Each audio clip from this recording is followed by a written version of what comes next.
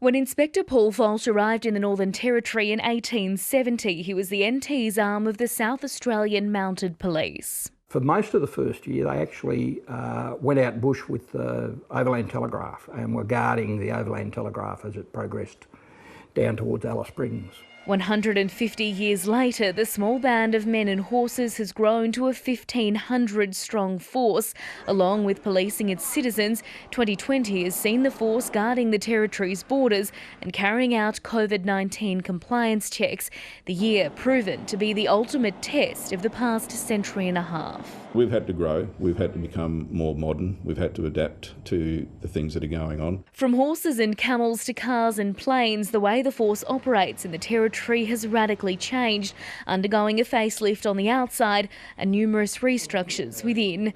One of the most important changes came in 1961 when women were allowed to join the force, although only in administrative roles. Initially, the women were employed to only work in what was called a non-uniform role in what was called the Women's Police Unit, where they dealt with women's and children's issues. Only since 1978 have women been sworn in beside their male counterparts. We've got female officers now who have been out at remote police stations as the officer in charge. Now many years ago there were pervading beliefs that no, you can only send men out, you've all got to be over 6 foot, you've got to be able to do those things. Women have proven that completely to be false. The police force is an integral part of society in the Northern Territory, responding to difficult call-outs across some of the toughest terrain in the country.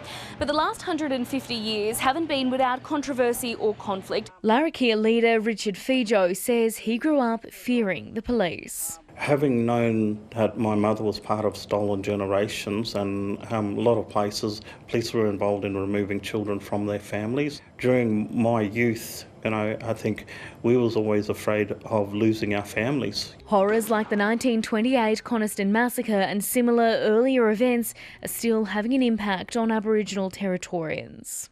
I can find no official evidence of sanction, but there is a lot of evidence of euphemisms and nuances. So phrases like, your orders are to disperse the natives who are being troublesome or worrisome or whatever, that didn't mean disperse.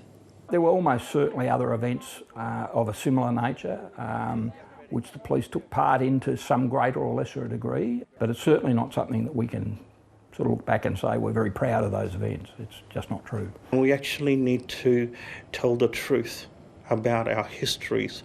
We also need people to accept the truth about what happened throughout our histories.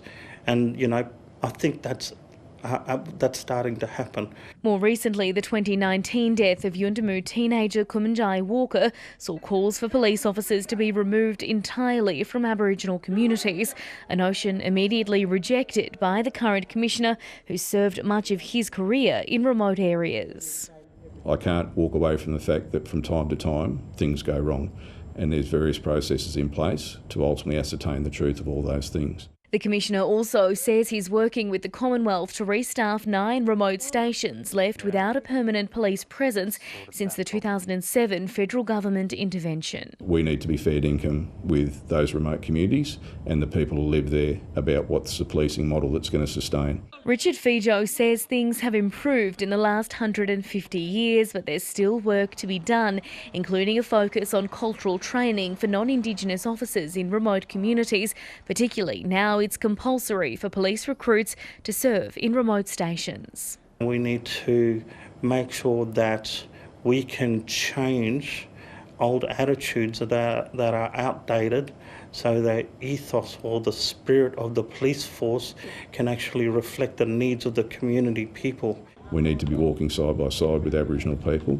because if we do it collectively and set the standards together, I think we'll have a greater pathway in getting that done. Melissa McKay, ABC News.